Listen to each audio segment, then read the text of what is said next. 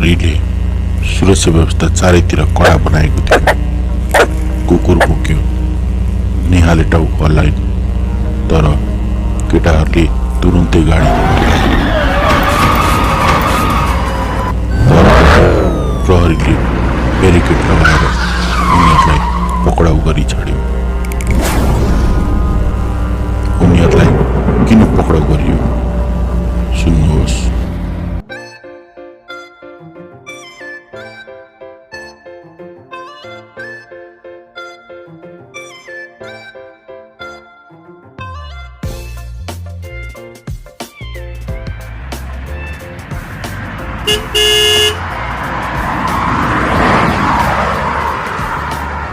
शहरको धुवा, चिसो र भिडभाडबाट टाढा नयाँ वर्ष मनाउन 4 साथीहरू राज, सागर, नेहा र विपिन एक निजी गाडीमा निस्किए।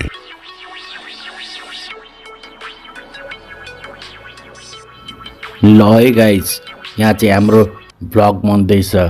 हामी आज नयाँ वर्ष मनाउन जाँदैछौँ। गाइज तिमीहरू पनि केही बोल न। हेर त, आजको स्मरणीय बनाउनु पर्छ।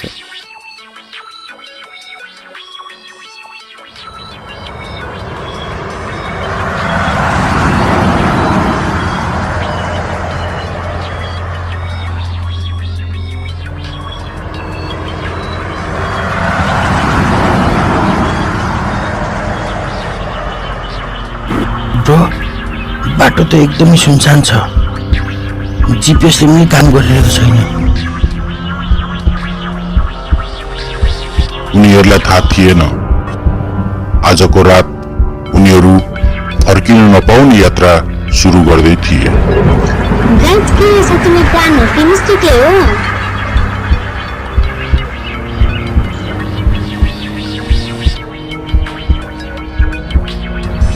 लोकेसन नट फाउन्ड आयो। यो त क्लासिक हरर सेटिङ नै हो।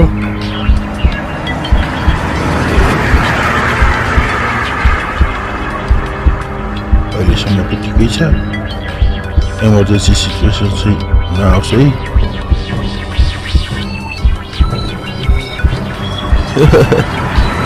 बिजुलीको युट्युबमा लाग्ने कन्टेन्ट बन्दैछ।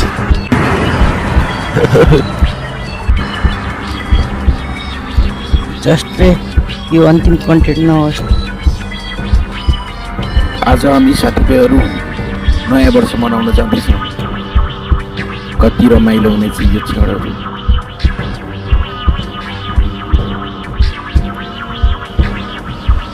यसरी एउटा नक्साविहीन यात्राले भयानक राततर्फ मोड लिन्छ।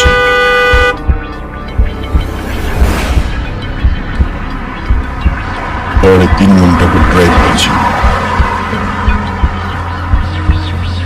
उनीहरू जङ्गलको सिरान नजिकै खुलेको मैदानमा पुगे।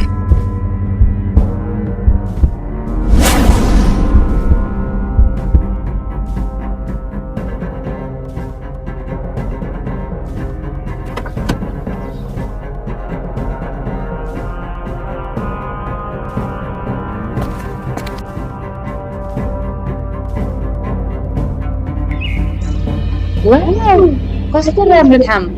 दृश्य सिनेमेटिक थियो, तर अस्वाभाविक शान्ति थियो। म र राज दाबा खोज्न जान्छौ, तिमीहरू टेन्ट मिलाऊ। ठिक छ, तर यो ठाउँ अलिकति डर लाग्दो रहेछ यार।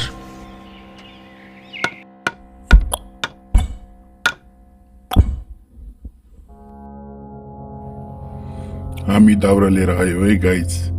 अब आगो बालेर मासु पोल्नु पर्छ। हामी पनि एउटा फोटो खिचौँ न यहाँ।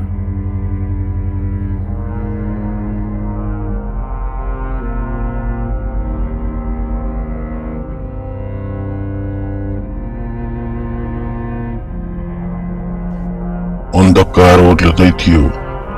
उनीहरूले गाडी फर्काउने विचार गरे, तर के भयो यार, गाडी नै चल्दैन त।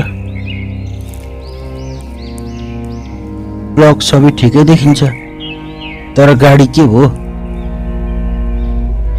यो ठाउँमा गाडी चल्न हुन्न भन्ने नियम छ कि क्या हो? जस्तो कि कसैले गाडीलाई अफ गरेर राखेको पर्मानेन्टली।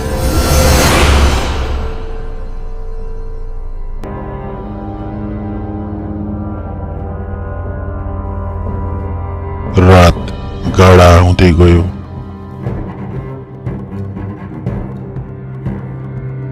कस्तो डरलाग्दो ठाउँ रहेछ है। कस्तो सुन्दर लाग्दैछ। शून्यताले हामीलाई हेरिरहे जस्तो लाग्दैछ। अनि अचानक हावा चल्न थाल्यो।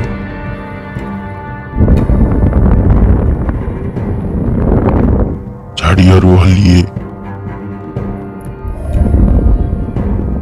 अनि फुसफुसाहट। झाडीभित्रबाट एउटा बर्बर देखिने व्यक्ति निस्कियो।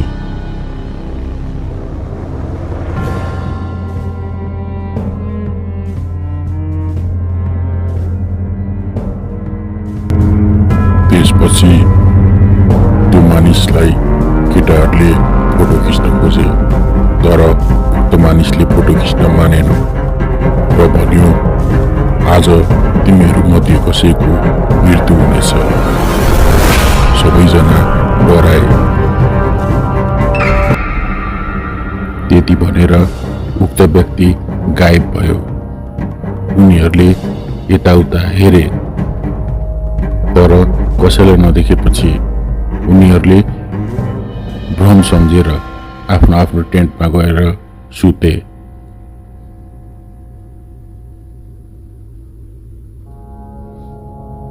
राति नेहाको टेन्टतिर कोही अपरिचित व्यक्ति गइरहेको थियो।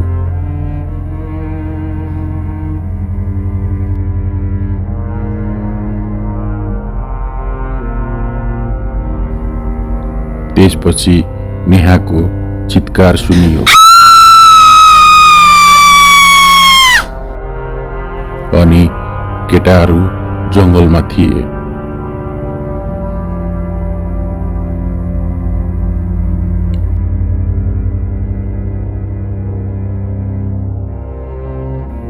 भोलिपल्ट बिहान तीनजना गाडीमा फर्के, तर नेहा फर्किनन्। नेहा किन फर्किनन्? किन उनीहरूलाई पुलिसले पक्रेको थियो? अर्को कथामा फेरि भेटौँला।